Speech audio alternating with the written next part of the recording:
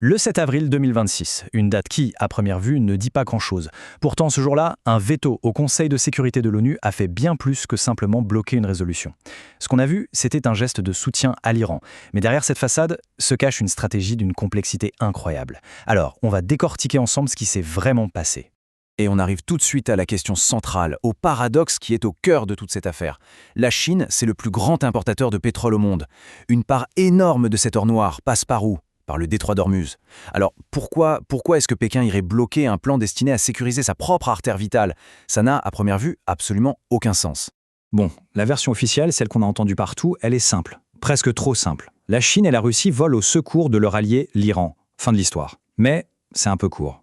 Si on veut vraiment comprendre, la question à se poser n'est pas de savoir qui est protégé. La vraie question, la question de stratège, c'est qu'est-ce que la Chine a à gagner en laissant le chaos s'installer dans le détroit ?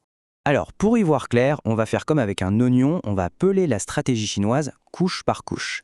La toute première, la plus évidente, c'est l'objectif purement politique et militaire de ce veto. Pour bien saisir le truc, il faut rembobiner un peu, juste avant le vote. La première version du texte, c'était quasiment un chèque en blanc pour une intervention militaire avec l'aval des Nations Unies. Forcément, ça a tiqué.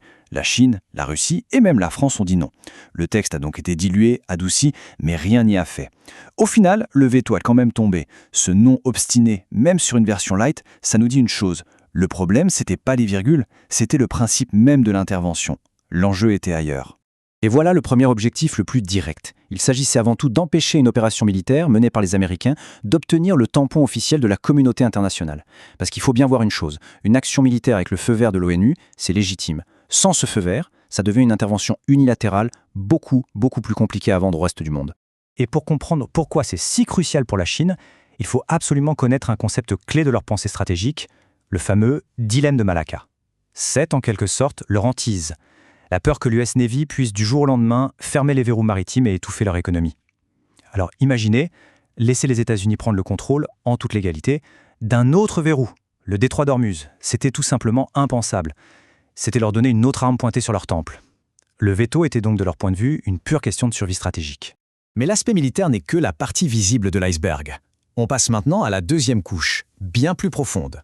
On entre dans le grand jeu économique. Une manœuvre à long terme qui s'attaque directement au cœur du réacteur de la puissance américaine, le dollar. La puissance des États-Unis, ce n'est pas seulement l'US Army ou Hollywood. Son vrai pilier depuis les années 70, c'est le pétrodollar. La règle du jeu est simple. Pour acheter du pétrole sur le marché mondial, il faut des dollars. Ça crée une demande artificielle et permanente pour la monnaie américaine, ce qui finance en retour leur économie et leur influence. Donc, si on perturbe le flux de pétrole, eh bien on ne fait pas que créer une crise énergétique. On secoue les fondations même de cet ordre financier. Et là, la mécanique est presque implacable. Suivez bien. L'instabilité à Hormuz, ça veut dire moins de pétrole qui passe. Moins de pétrole, ça veut dire moins de transactions en dollars. Moins de pétrodollars qui circulent, eh bien, ça affaiblit la demande globale pour le billet vert. Et tout doucement, les pays commencent à se dire « il faudrait peut-être trouver une autre solution ». Et qui est là, comme par hasard, avec des systèmes de paiement alternatifs déjà bien rodés basés sur le yuan, la Chine. Le timing est parfait. C'est ça le cœur du calcul stratégique chinois. Il faut l'accepter. À court terme, oui, la Chine souffre. Les prix de l'énergie grimpent pour elle aussi. Mais cette douleur est vue comme un investissement. Un coût à payer aujourd'hui pour accélérer l'effritement du système pétrodollar et poser les bases d'un nouvel ordre économique mondial où elle jouera un rôle central. C'est un pari incroyablement audacieux sur l'avenir. Bon, à ce stade, la question logique qu'on se pose tous, c'est « Mais attendez, la Chine est dépendante du pétrole, elle ne se tire pas une balle dans le pied là ?» Et c'est là qu'on découvre la troisième couche de la stratégie, une résilience qui n'a rien du hasard. Pékin s'est préparé à ce choc depuis des années. Non, la Chine n'a pas été prise au dépourvu, loin de là. Ça fait plus de 10 ans qu'elle se prépare. Comment ? En constituant des réserves stratégiques de pétrole absolument gigantesques, en diversifiant ses fournisseurs pour ne plus dépendre que du Moyen-Orient, en construisant des routes terrestres comme le corridor économique avec le Pakistan, en renforçant ses liens énergétiques avec la Russie et l'Iran par des pipelines, et bien sûr en investissant massivement chez elle dans le solaire, l'éolien, le nucléaire. Tout ça, c'était un plan pour pouvoir encaisser exactement ce type de crise. Il faut donc vraiment voir les choses différemment. Ce qui serait une crise majeure, une catastrophe pour la plupart des pays, pour la Chine, c'est un test de résistance. Un test pour lequel elle a révisé. Et le plus fou, c'est que chaque jour qui passe avec un détroit perturbé, c'est un jour qui valide ses choix stratégiques et qui affaiblit un peu plus l'ancien système. On arrive maintenant à la dernière couche, peut-être la plus subtile, mais aussi la plus ambitieuse. On quitte le domaine purement militaire ou économique pour entrer dans la guerre des récits, la bataille pour façonner un nouvel ordre mondial. Écoutez bien la justification officielle de la Chine, c'est un petit bijou de diplomatie. L'ambassadeur a dit, en substance, cette résolution ne traite pas des causes profondes du conflit. C'est génial. D'un coup, on ne parle plus de qui est le méchant qui bloque le détroit, mais on se demande, au fait, pourquoi en est-on arrivé là ? La Chine ne se présente plus comme une simple alliée de l'Iran, mais comme une puissance sage qui cherche à comprendre la racine des problèmes. Et ce message, il a une résonance énorme auprès de ce qu'on appelle le Sud global, pour des dizaines de pays en Asie, en Afrique, en Amérique latine, qui ont souvent vu le droit international être, disons, à géométrie variable. Ce discours chinois est une musique qu'ils aiment entendre. Ça confirme leur impression que les grandes puissances occidentales appliquent les règles quand ça les arrange. On est donc en plein dans une guerre des narratifs. D'un côté, le récit américain, nous sommes les gardiens d'un ordre fondé sur des règles. De l'autre, le récit chinois, nous sommes les défenseurs de la souveraineté nationale contre l'ingérence.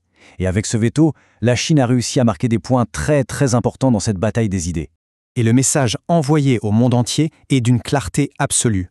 Le Conseil de sécurité de l'ONU n'est plus une simple chambre d'enregistrement pour les décisions américaines.